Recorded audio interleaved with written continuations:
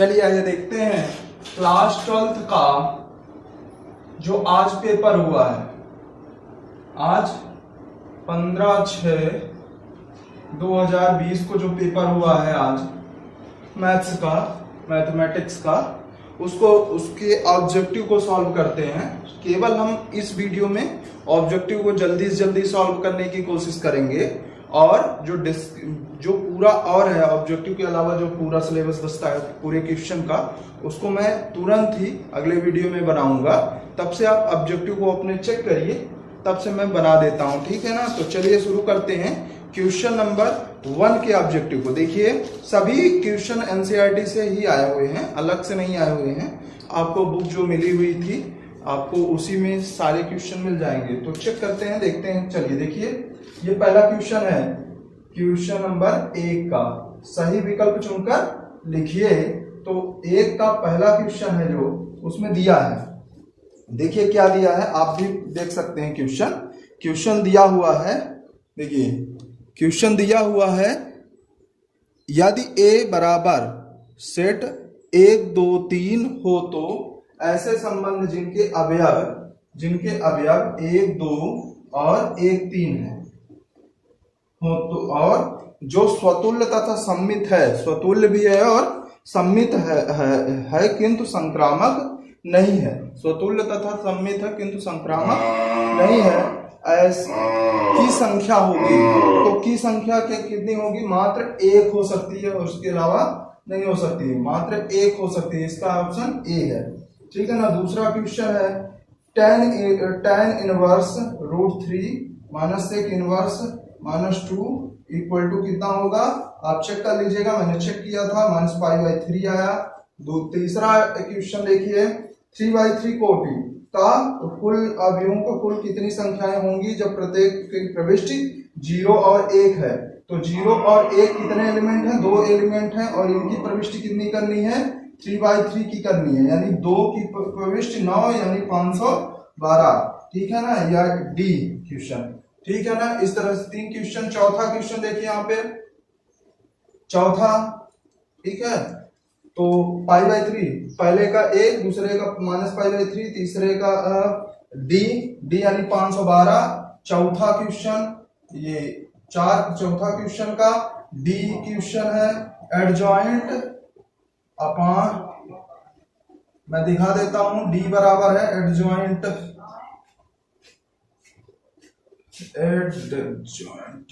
B है, चौथा का बी आंसर है। इनवर्स पूछा है तो इसका वैल्यू हो जाएगा एडजॉइंट ई, ठीक है ना। पांचवा क्वेश्चन देखिए fx, ठीक है ना, 0x t sin t dx। अब यहाँ पे जो मुझे समझ में आया है मैंने वो किया है, ठीक है ना। तो आप लोग देख लीजिएगा, हमारे हिसाब से इसका आंसर x sin x होना चाहिए, sin x होना चाहिए, ठीक है ना। मैं इसका वीडियो जरूर डालूंगा इसको हल करके, ठीक, मैंने क्या सोचकर इसको किया है, ठीक है ना। तो इसके बाद देखिए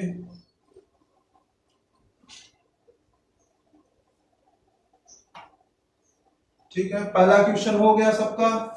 तो चेक करिएगा, मिलाइएगा अपने उत्तर कितने आपने सही किए। पहला का क्वेश्चन हो गया। दूसरा का क्वेश्चन देख लीजिए, दूसरा का पहला, ठीक है ना। दूसरा का पहला क्वेश्चन देखिए। तो क्वेश्चन नंबर 2 देखते हैं। तो क्वेश्चन नंबर 2 देखिए क्या है। पहला है प्रत्येक अवकलनीय फलन, प्रत्येक अवकलनीय फलन क्या होते हैं? संतत होते हैं, संतत कॉन्टिन्यूअस फंक्शन होते हैं। दूसरा प्रथम चतुर्थांश में वृत्त x² + y² बराबर 4 एवं रेखाओं x बराबर 0 y बराबर 2 से घिरे हुए क्षेत्र का क्षेत्रफल पाई होता है। पाई आप सॉल्व करेंगे मिल जाएगा। तीसरा मैं सॉल्व करके भी दिखाऊंगा, ठीक है। 4 कोटि वाले किसी अवकल समीकरण के व्यापक हल में उपस्थित शेष स्वेच्छ अचरों की संख्या 4 है, ठीक है ना, 4 होती है। 4 कोटि वाले अवकलन करेंगे तो उनमें 4 आएगा आंसर, अचरों की संख्या। ठीक है ना। मूल बिंदु से दूरी, मूल बिंदु 0 से समतल की दूरी, तो देखिए दूरी का फार्मूला क्या होता है, तो दूरी का फार्मूला क्या होता है, मॉडुलस। मॉडुलस क्यों लगा, क्योंकि दूरी कभी निगेटिव नहीं होती, D upon vector of N vector, modulus of N vector, ये फार्मूला होता है दूरी का। पांचवा है सभी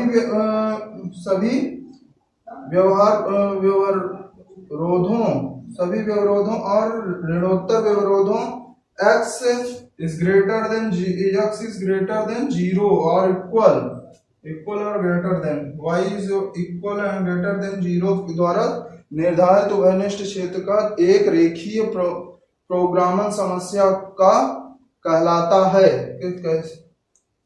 सुसंगत हल कहलाता है। ठीक है ना, सुसंगत हल कहलाता है,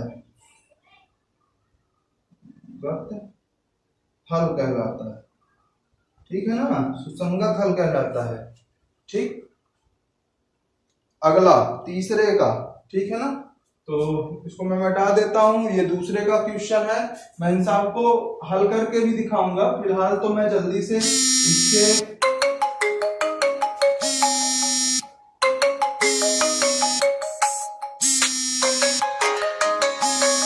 क्वेश्चन क्रमांक 3 से देखिए, 3 क्या है, 3 है सत्य और असत्य देखना है। ठीक है ना, तो पहला क्वेश्चन लिखा है, यदि ए और बी दो ऐसी कोटियां हैं जो power set of set P A बराबर कितना है, P A is not equal to 0 के, and P B by A equal 1, तब क्या दिया है, ए सबसेट बी, तो इस स्थिति में ये ट्रू हो जाता है, सही है। ठीक है ना, ट्रू है, सत्य है, सत्य है। ठीक है ना। दूसरा क्या है, ए द्वारा सत्य बोलने की प्रायिकता 4/3 है, एक सिक्का उछाला जाता है तथा ए बताता है कि चित्र प्रदर्शित हुआ है, तो वास्तविक रूपों में चित्र प्रकट होने की प्रायिकता 4/5 है। ठीक है ना, तो इसमें बोला है वास्तविक रूप में चित्र प्रकट होने की प्रायिकता क्या है, 4/5 है। ठीक है ना, तो 1/2 है और वो चित्र प्रकट होने की प्रायिकता बताता है। ठीक है ना, तो ये क्या है, ये भी सत्य ही है। ठीक, तीसरा क्वेश्चन देखिए, सुसंगत क्षेत्र के बाह्य भाग के किसी भी बिंदु का संगत हल कहते हैं, गलत है, असत्य है, असत्य है। चौथा देखिए, यदि एक रेखा की दिक् कोसाइन LMN है तो L² + M² + N² बराबर 0। दिक् कोसाइन LMN है तो, रेखा की दिक् कोसाइन LMN है तो डायरेक्ट फार्मूला है। ठीक है ना, दिक् कोसाइन LMN है तो ऐसा नहीं होगा। ठीक है ना, असत्य है।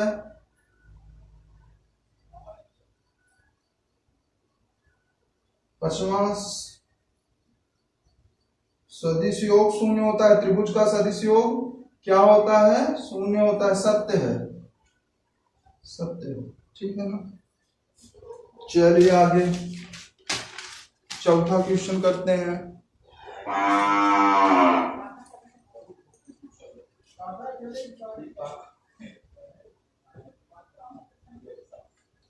चौथा क्वेश्चन देखिए, cot x का dx कितना होता है, ध्यान से देखिए, cot x का dx होता है log sin x 90। दूसरा tan x का dx कितना होता है, ये तो हमेशा आता है question, log sec x plus c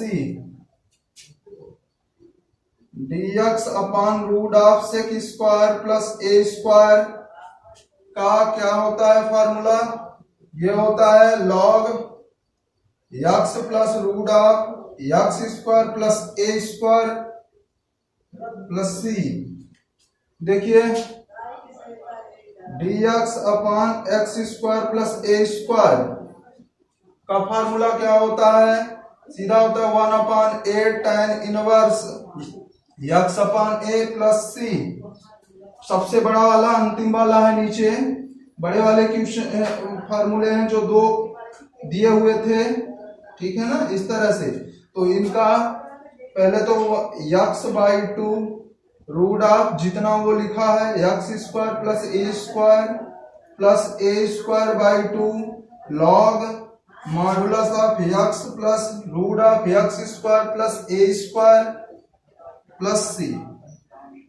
ये ठीक है ना, पांचों फार्मूले हो गए, ठीक है ना। इस तरह से ये सही जोड़ी बनी, ठीक। अब पांचवा देखिए, थोड़ा कैलकुलेटिव है, हमने कैलकुलेशन कर लिया है पहले, ठीक है ना। तो मैं मिटा देता हूं।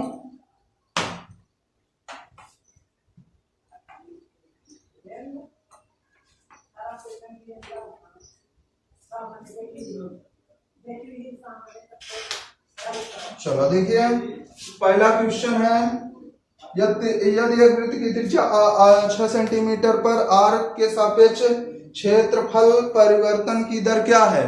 तो 12 पाई।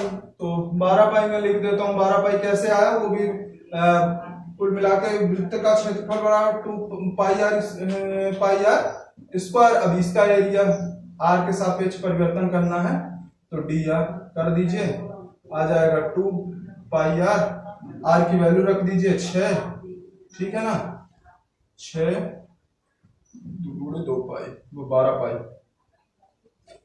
ठीक है। मैं सॉल्व नहीं करूंगा, मैं आंसर डायरेक्ट बता देता हूं, ठीक है ना। सॉल्व मैं बाद में करके दिखा दूंगा। क्षेत्रफल से होने वाले जाने वाले अभिलंब का समीकरण, ठीक है ना, x square equal to 4y का बिंदु 1 2 से होकर जाने वाले अभिलंब का समीकरण लिखिए। क्या लिखना है? अभिलंब का समीकरण लिखना है। 12 पाई इसको मिटा देता हूं, ठीक है ना। तो देखिए अभिलंब का समीकरण क्या है, तो 2 से जाने वाली रेखा का समीकरण क्या है, ध्यान से देखिए, x plus Y equal to 3। इसका मैं सॉल्व नहीं कर रहा हूँ, सॉल्व बाद में दिखा देता हूँ, ठीक है ना। फिर बोला है एफ एक्स इक्वल टू इतना का सन्निकट मान एफ एक्स, ठीक है ना, F X equal to 3x square plus 15x plus 5 हो तो यह कितना 3.02 का सन्निकट मान क्या होगा?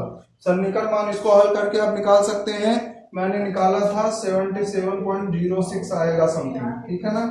अब भी निकाल लीजिएगा। देखिए फिर कितना लिखा है, फिर अगला लिखा है, ये कलमा था, ये पहला दूसरा तीसरा चौथा देखिए, चौथा है y इक्वल टू क्या 2x square plus 3 sin x x बराबर 0 पर अभिलंब की प्रवणता लिखिए। अभिलंब की प्रवणता लिखनी है तो आप इसका tan निकालेंगे तो tan निकलेगा -1/3, ठीक है ना। आप चेक कर लीजिएगा, tan निकलेगा -1/3, ठीक है ना। इसका कलमा चौथा, ठीक है ना, ये चौथा का आंसर है, ठीक। अब देखिए पांचवा का आंसर क्या है, ठीक है ना। पांचवा का आंसर देखिए, पांचवा लिखा है आर एक्स बराबर क्या 3x square plus 36x plus 5, x बराबर 5, तो ये x बराबर 15, ये जो है इस पर निकालना है, इसकी वैल्यू क्या निकालना है, सीमांत आय लिखिए। तो उसकी आय लिखनी है तो आप डायरेक्ट आप आर डैश एक्स निकाल लीजिएगा, ठीक है ना। कितना आएगा 6x प्लस 36 आ जाएगा, 5 0 हो जाएगा, 15 की वैल्यू x बराबर 15 रख दीजिएगा, आर डैश एक्स आ जाएगा, तो 15 छक्का 90 और प्लस 36 हो गया 126, ठीक है ना। तो ये सारी वैल्यू है, ये जो 25वां क्वेश्चन आपके हो गए हैं, तो आप इसको जो है कर लीजिएगा, ठीक है ना। तो शेष हम इसका सॉल्व जो है आपको दिखाएंगे और जो है हम आपसे बाद में मिलते हैं, ठीक है ना। अगले वीडियो में इसको पूरा सॉल्व करके दिखाएंगे। आप अपने कमेंट में बताइए आप कितने नंबर का सही किए हैं, ठीक है। धन्यवाद।